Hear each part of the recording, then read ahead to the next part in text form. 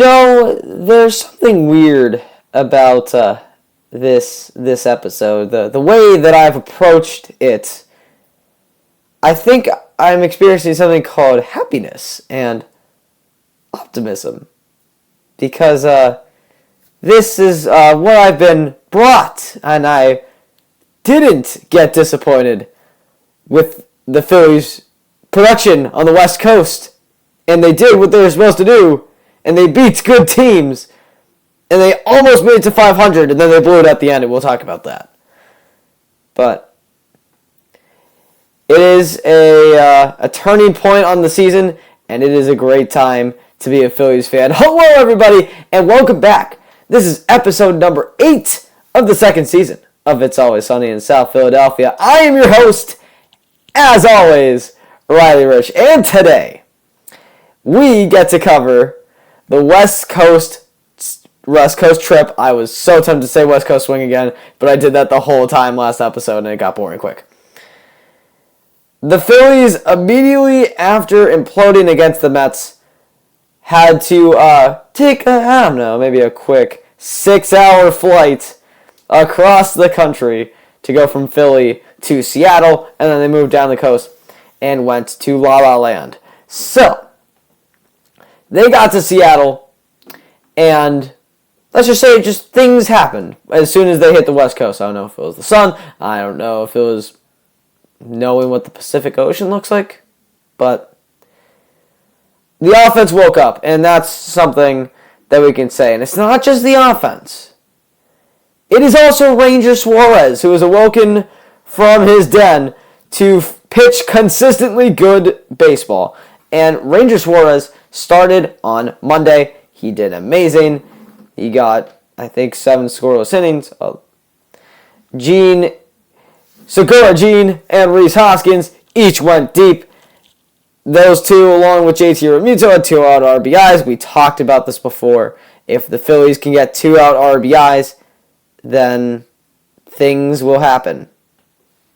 And they did. That's, again, another thing. We talked about 2-out RBIs, and we talked about runners in scoring position on this podcast. That's the two things that we focus on to tell us whether the Phillies win or lose. We had 2-out RBIs, and we went 6 for 11 with the runners in scoring position. That is over 500. That is a win. Also, we called up Francisco Morales because we had a doubleheader at some point on Saturday, and we gave him the call up, and he excelled. He actually got us 2 really strong innings out on the mound, and that was really nice to see. Francisco Morales is basically the Jalen Ortiz, but pitching. Those two are 2 somewhat big international prospects way back before Dombrowski in the Klentak era, when the Phillies were bad. And we signed people back in 2015, 2016. I believe Ortiz was 15, and I believe that Francisco Morales was 2016. So, we've been taking our time with their development. Morales pitching Double-A to start the year. He's been doing really well. And he got the call. He got us 2 solid innings on Monday en route to a Phillies win. So instead, the offense woke up on Monday, and the one thing that I've learned as a Phillies fan, and that we have learned throughout seeing this team, is the one thing that this team lacks is consistency. It's not just baseball, in any business, in anything when it comes to problem solving. Efficiency and consistency are the 2 major things that every single organization should worry about. Like for me, I'm young. I am going to school. The 2 things I worry about is being efficient with my work and being consistently good with my work. And yes, those are real. But the Phillies, they're efficient when they want to be, and they are nowhere near consistent. Because after they did well on offense on Monday, they completely shut down and couldn't get runners on. Yay. But really, for me, again, they struggled without getting runners on. 13 strikeouts for the team. Double-digit strikeouts, automatic loss, and that's how it is. It's the pros and cons. The pros is that we hit home runs. The cons is that we strike out, and we're a team surrounded by three true outcomes. The three true outcomes: home run, walk, strikeout. Whole team is three true outcomes, except for Segura. Segura is the only one that's safe. You usually have a player or two, like your 3-hitter, your cleanup hitter, and that's perfectly fine. I'm not saying don't totally get rid of that. It's just that the idea of the three true outcomes is literally a player going from either 0 to 60. 0 or 60. There is no consistency to be found, and it's not a strong way to build a team. Well, who knows? I am the pessimist here. Even though I said I was optimistic like literally 6 minutes ago, this team's still not at 500, alright? I still have a reason to be angry. Another thing that concerned me is that Nola kind of struggled a bit, which is normal. It's hard to say, but Nola gave up another 5-6 runs, and it's normal. It happens. The problem for me is that he didn't give up a home run, and now you're saying to me, Riley, he didn't give up a home run. He's keeping the ball in play. What's the problem with that? The problem is that we knew he gave up home runs. We knew he was struggling that way. We knew that was a thing that we had to control. That's our mindset. Now, he did, and he's still failing. And we really counted on Nola to do something. And don't get me wrong. Kyle Gibson has been super consistent this year. Zach Eflin, when he's healthy, he's out with COVID right now, but when he's healthy, he can get us a strong performance or two. Ranger Suarez is out here being consistent now. This is something I'm not used to. We needed Nola this year. Also, we expected Wheeler to be like Cy Young form or somewhere close, and he hasn't really been yet, which it isn't his fault. He's lost velocity. He's dealt with COVID. He's got time. Nola's been here the whole time, and he has found a way to struggle, and I'm really sorry to say this. I really am. But I think we seriously need to consider thinking of other options for our number 2 pitcher. I really think that I don't know if Nola's the guy. When you look at Aaron Nola's pitching, what I saw in spring training that he was struggling. I'm going to make this analogy again. My hand right here is home plate. My middle finger here is the top part of the zone. Let's say that this is the righty batter, and Nola's a righty pitcher. The ball is here. It goes over the outside part and comes back in. And as a righty, you're able to take that ball. You're able to get the bat under the ball. Launch Angel's going to carry it the rest of the way. These guys are big league hitters. And that was a problem. And even without the home run, even when he limits the home run, that doesn't automatically mean success.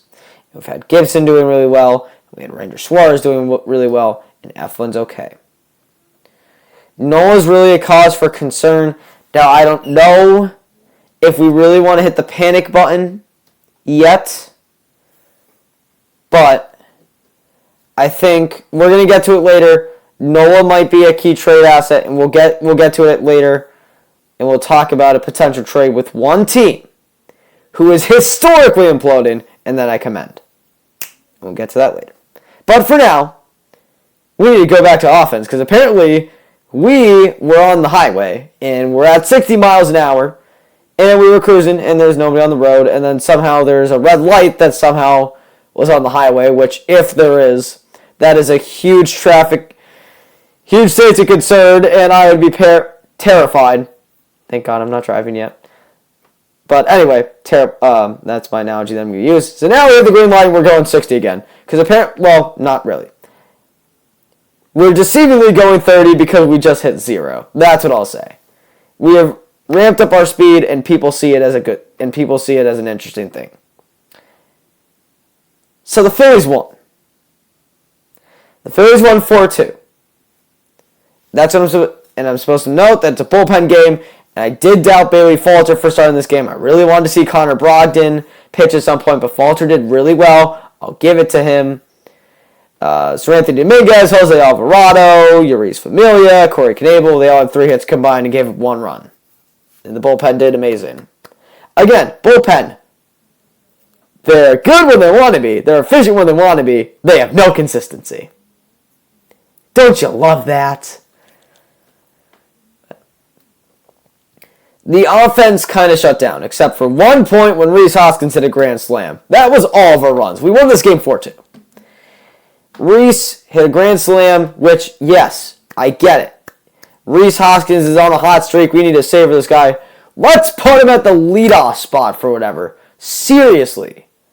I get it. He's hit a home run. He hit a home run on Monday. He hit a home run on Wednesday. He might be doing better. Do not, for the love of... And I also understand that we don't have a leadoff hitter right now. We trusted Schwarber to be in that position, and he's gone 0 for 5, and we threw our hands in the air. Didn't ask why, and just said, okay, he's bad. What are we doing with the lineup card? Rhys Hoskins is not a leadoff hitter. Rhys Hoskins did not excel when he was a leadoff hitter. Now, you could argue that everybody didn't excel when they were a leadoff hitter, but we're still figuring it out. When you win, do not mess up the lineup card. And I know I have my high school coaches watch this. Hopefully they're on my side with this. If you're winning and have momentum, do not change the lineup card in a major way. You can adjust it if one player does really well as a 7-hitter. Maybe 6-hitter goes 0 for 2. Maybe you can make that change. The leadoff hitter, especially on the Phillies, is a huge spot that we still don't have an answer for. Well, we do. The answer is Gene Segura, but Segura doesn't want to hit leadoff, and that's fine. He's just the only contact hitter we have. We need him there. Just because you're good does not mean that you're automatically a leadoff hitter. I like my analytics. I will say to the end of the day that I will live and die by my analytics, and I live and die by math, and that's how I'll build a team if I ever do. The only thing that I will stay true to is that in no way, shape, or form am I going to have a leadoff hitter who is dependent on the 3 true outcomes. Come on. Rhys is 6'5". His name is literally the big fella. And he hits home runs and doubles sometimes. He's a 3 true outcomes guy. He does not have speed. I'm sorry to say it. And this is a really good thing that Hoskins doesn't watch this. But he's not as fast as other people. Look, if you want to change up the lineup card and you don't want Segura to hit leadoff, Roman Quinn. You might even be able to slide Odubel Herrera past me if you win. I'm a huge believer in Roman Quinn. I'm a huge believer in his speed and defense. That's why I gave him a Philly of the Week. Put him at leadoff, if nothing else. Rhys Hoskins is not your leadoff hitter. But it doesn't matter, because we went into Los Angeles. We had a 4-game series with the Dodgers, and I seriously expected this team to struggle. Yes, we had Wheeler pitching, we had him back. Again, the Phillies do this all the time. They see a good team, and they rush all of their good pitchers to make sure they get out there and pitch against the good team. It happens all the time. I'm sure other teams do it too. Wheeler was okay. Not good, not bad, just decent. Got the job done. So we now went from Rhys Hoskins being the guy, and then he went to leadoffs, and if you paid attention to the Phillies this year, once you go to the leadoff, you're done. I mean, I'm sorry, but there's no other way to look at it. Just, I don't know what it is. Leadoff hitter, as soon as you're there, you just shut down. The one good thing about a 3 true outcomes lineup, all the way down the lineup, all the way down the order, all the way down the list, is that when one player falls, another rises. Someone always picks up the slack. Someone is always the good teammate who gets the job done. And it came in a typical, untypical player. You might be looking at me and saying, who could ever fit this? It's Bryce Harper. Why is Bryce Harper untypical? Well, results came in. He had an examination done on his right arm because he hasn't been able to throw. He's been a DH the whole time. He slightly tore his UCL. So he will not be able to throw for the next 4 weeks, which nightmare to us all, and please get us an outfield arm ASAP. Harper's like, oh, okay, well, as long as I'm still hitting, and he literally hit home runs, MVP form. Home runs, doubles, whole weekend. I think he had 3 home runs and 6 doubles this weekend. I think this weekend alone. He was incredible. It's what we needed. We needed the MV3 again. And we got him. Then Camargo backed him up. And it's one thing just to do this in general. They did this early on in the game. And they did this the whole series long. They got to the Dodgers pitchers early and often, which jokes on you for starting Tyler Anderson when you literally have a Cy Young-filled rotation. Literally, the 2013 Tigers are looking and taking notes. Good God. Buehler, Scherzer, Dustin May. Nothing against Tyler Anderson. I'd probably be pitching Tyler Anderson if he's pitching for the Phillies. You threw Tyler Anderson. You're putting a lefty who's had a bit of struggles against a home run hitting lineup. Now, I get that we have some lefties, but Harper can hit lefty-lefty. He's an MVP. He's being paid $33 million. You can expect that lefty to hit against other lefties. And Camargo added on. You had Brad Hand, you had Seranthony Dominguez, Andrew Bellotti, and Corey Knebel was shutting it down. Alvarado was in there too. He kind of messed things up, but it's alright because we had other people backing him up. And then we got to Friday's game. Now, Friday's game is the one that went back and forth. You had the Justin Turner homer in the 9th. Double digits for each side. The Phillies once again blew a 7-1 lead. I think that was mostly Familia that blew the save at the end. Although not here to point fingers. I think it's just a bullpen consistency thing. Also, Kyle Gibson. This is like one of the only starts that I'm kind of disappointed in Kyle Gibson. He didn't eat up the 7 innings that he usually does. He only went 3 2/3. He gave up a few runs. I think he gave up a 5-run second, which is fine. Just let it get the best of him. I was going to try to relate. I'm not going to do that. Again, bullpen. Aside for Familia, James Norwood, Andrew Bellotti, Brad Hand, Nick Nelson. Good God, Nick Nelson is just eating up innings for no reason now. He can literally pitch 4 innings. He's a long reliever in all but name. Thank you, Nick Nelson, for being that guy. And, of course, Francisco Morales. He got a save. Got a save in the 10th inning. But, the thing that struck me, the reason why the Phillies came close, again, we talk about 2 RBIs, and our runners in scoring position. 2 out RBIs was the big one for me, and that was Kyle Schwarber. But more importantly, Bryson Stott. He had some doubles down to the opposite field that brought him 3 runs, but in 2-out situations. Now, granted, what I like that Bryson Stott's making contact, and that's all I'll say. No, do not put him in a leadoff spot. Not yet. Give him time. Also, don't bench him, which they did on Saturday after I had an amazing game. Don't bench him after he had a great game. Just keep him there. See if he's doing well. Then maybe you can start to promote him.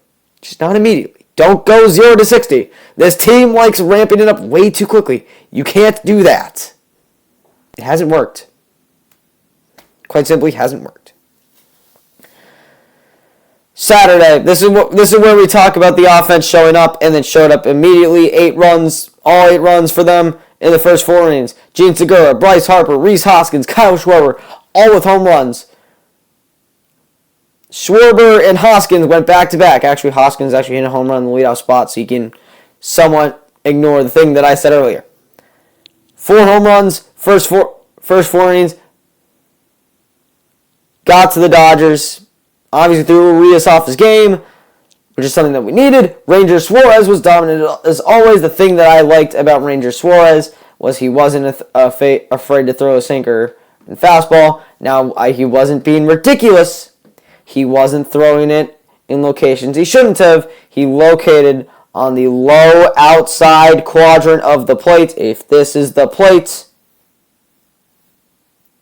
he's locating right here to this side, over here to this side. He's got a nice sinker, nice four-seam. They complement each other really well. He located on the low outside corner, and that's what led to his success. Connor Brogdon actually showed up, and Sorrenthe did too. Sorrenthe had a good game, but Connor Brogdon actually showed up. Joe Girardi gave me a bit of hope by actually showing me what Connor Brogdon looks like. Kind of pushed him out of the cave a little bit. I know we were up by a lot, but it was still nice to see Connor Brogdon. Again, really wish he wasn't the guy that was plugging in holes. I really think that someone like, I don't really want to say Falter, maybe Francisco Morales can be that guy. I really like to see Connor Brogdon take a bigger role of falters. But we get to Sunday. Nola was solid. He did better. He rebounded a little bit. Again, this game is going to be defined by Corey Knebel blowing it, which he did, and he deserves a little partial blame. But again, you can't put all the blame on him. If your team is hitting 3 for 10 with runners in scoring position, you're not going to get anything done. Also, shout out to Garrett Stubbs, the backup catcher, went 2 for 3. So he got a little bit off my back. Still kind of sad to see players get benched, but again, it's just 3 for 10 with runners in scoring position. 2 RBIs, can't cash in.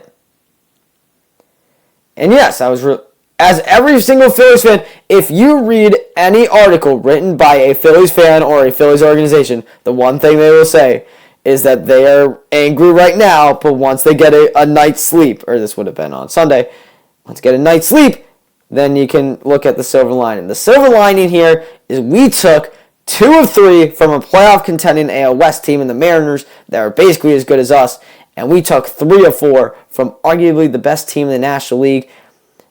And you might be asking, why? Why can we beat the Mariners and the Dodgers, yet we can't beat the Texas Rangers? And the answer is simple.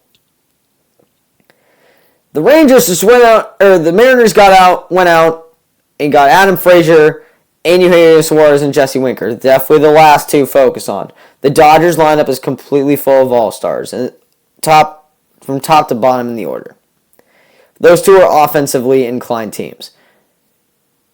No offense to the Mariners. The Mariners don't really have the firepower that the Dodgers do, but they definitely have a lot of work to do in the rotation. It's not there yet. Neither is the Phillies, but potato. I think the Phillies is a bit better. What this means is that we just need to work on pitching and defense. We've been saying this the whole time, but if they're good teams like the Dodgers, you're going to see the Padres roll in. They're rolling in next week at home. They're also another offensively inclined team, so I'm expecting a solid series out of the Phillies against them, and the Dodgers are coming back. As long as they can match the firepower and go past it, as long as they can match the firepower of the other team, I think they'll be fine. And also, I did want to talk about this. There's been a certain team that has been imploding in the major leagues, and they also just lost a game without giving up a hit. If you don't know who I'm talking about, this team is the Cincinnati Reds. They went through a fire sale early on in the year. They got rid of Castellanos. Castellanos came to us. In free agency, Winker and Suarez, gone. Sonny Gray, gone. There's still a bit of pitching left. Louise Castillo is a name that lights up for me. Explosive fastball, really good breaking ball, really good slider, nice compliment. It's a type of fire that you really see from Wheeler. Like in terms of velo, it's a nice compliment to Wheeler. If we're talking about number 2 pitchers, I think Louise Castillo is the guy. And I talked about this. I don't know if Aaron Nola, I'm going to give him a bit of time. I also really want to see if Aaron Nola's trade value can go back up. But I think if the opportunity is there, if the Reds are still fire selling, not even Louise Castillo. I know Castillo is going to be a lot, but Tyler Mahle too. Tyler Mahle, I think, got the opening day start. He's got a really good sinker too. Phillies have established a sinker-based philosophy, which, thank God, using a sinker instead of a four-seam fastball. Four-seam is not completely gone yet. We're still working on it, but seeing the amount of two-seamers and sinkers used in an uptick is really good. Tyler Mahle would fit that scheme really well. And also, I would like to say, there's been a pitcher that caught my eye. His name is TJ Antone. And I know I've seen the Reds use Art Warren a lot in the bullpen. But TJ Antone, I really think, or Antone, there's an E at the end, I say Antone. TJ Antone, same thing, sinker, slider, maybe a cutter. Really good reliever. You have him through 2026. If you can somehow pull off a trade where you give Aaron Nola maybe even a top prospect, because Dombrowski likes to ship them away, you might have a chance to get Antone to possibly be a closer, and you can even try to extend for Louise Castillo and Tyler Mahle. Just a thought. Let's see the implosions going around. Fire sale is going to happen. If the Phillies aren't going to get Castillo or Mahle, someone else will. That's all I'll say. Maybe that scares Dombrowski into doing something. Whew, this is going to be a very long episode. I'm sorry, guys. But we will get into the minor leagues now. Decent. All the way around decent. AAA was in the middle of contending. They were one game back first place. They just happened to be playing the first place team this week. That would be the Buffalo Bisons, AAA affiliate of the Toronto Blue Jays, and they went 2-4 this week against Buffalo. Also, now that I bring it up, my condolences to everybody within the Buffalo community. There was a shooting that happened over the weekend. From all of us here in the community, I'll speak on behalf of the community. We our condolences to everybody who was affected by the Buffalo shooting. More pressing for equality. Moment of silence.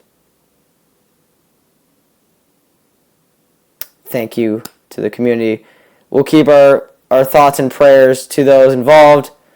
But hopefully things get better there. And I think they're tracking some guys down.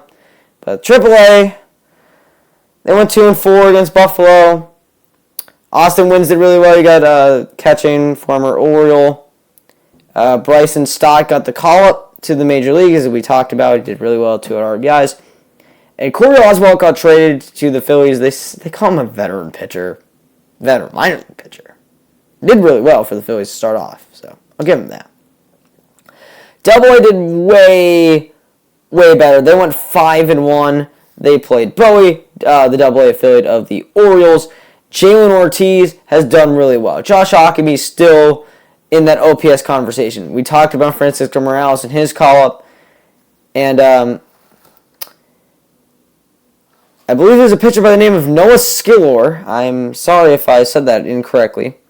That really caught my attention. He's been rising up the whip category that I really haven't talked about that much. I really wish I noticed him earlier. Same thing for Ethan Window. He is a pitcher with Jersey Shore who went 2-4 at Bowling Green. I want to say Rays affiliate. They used to be, at least they were the Rays affiliate before the contraction, whatever. But yes. Ethan Window, again, he's been leading the whip category for a while. He's been very consistent. And I actually got to, he's actually really caught my attention. McCarthy Tatum, same thing in the OPS category. And Ethan Wilson still near the bottom or well, not near the bottom, but he's in the top 5 on the team in OPS. He's an outfielder from South Alabama. We got him with a second rounder because we draft high schoolers with the first round picks. Thanks, slot money. But so Ethan Wilson, Johan Rojas. We got some good outfield prospects down in the Class A advance, and Ethan Wilson is hopefully on the upward trajectory. I'm not talking about Andrew Painter. He's doing amazing. He needs to get the call up to Jersey Shore. Not my time to talk about him, but I will talk about down in Clearwater, who went 5-1 at home against Dayton, Reds affiliate. Lee. Oh my goodness, he skyrocketed to over 900 OPS. I think he was just over 700 last week. He rose like 180 OPS points. He did amazing.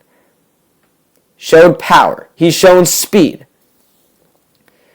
He's shown the things that we need our prospects to do.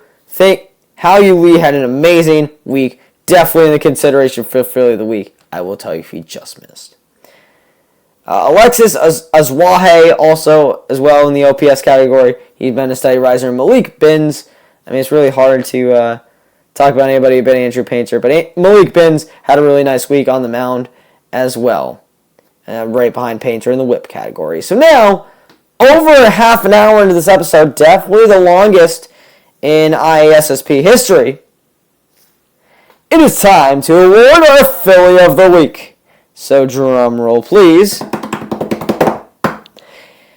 Our Philly of the Week goes to our favorite MVP, Bryce Harper. And this sounds really anticlimactic. I do not like giving the Philly of the Week to Bryce Harper. Here's the thing, though. He won MLB Player of the Week. He faced adversity. He's been playing with the UCL tear in his right arm. He hasn't been able to throw, but oh my goodness, can he hit. This week, .603 average, 3 home runs, and a 1904 OPS. 1,000 is elite. 1904 is just crazy. So this totem pole, this Philly of the Week, belongs to our good friend in MV3. And to conclude again, I kind of mentioned it last time that I didn't really do any live streams. This is going to come out on Monday. Tuesday the 17th, look out for one. I'll post something on social medias, just kind of saying that's my idea. Tuesday the 17th, that will be a 6:45 start against San Diego Padres. I'll try to make it out for that one. So, thank you all for watching. I know this was a little bit long and went a bit crazy. That's what happens when you're winning. And also making terrible jokes. That's something that I do really well. Thank you guys for watching. Make sure to follow and subscribe wherever you're listening. YouTube friends, hello. Spotify, stay true. Apple Podcasts, which I didn't actually really establish. They sort of found me, which is awesome. If you're somehow listening on Google, you're not. I need to fix Google Podcasts. I need to remember to do that. But thank you all so much for watching. And remember, even though Aaron Nola struggles, even though this offense is a bit one-dimensional, always keep an open mind. We can win a series against LA. Keep that in mind because it's always sunny in South Philadelphia. I'll see you guys next week.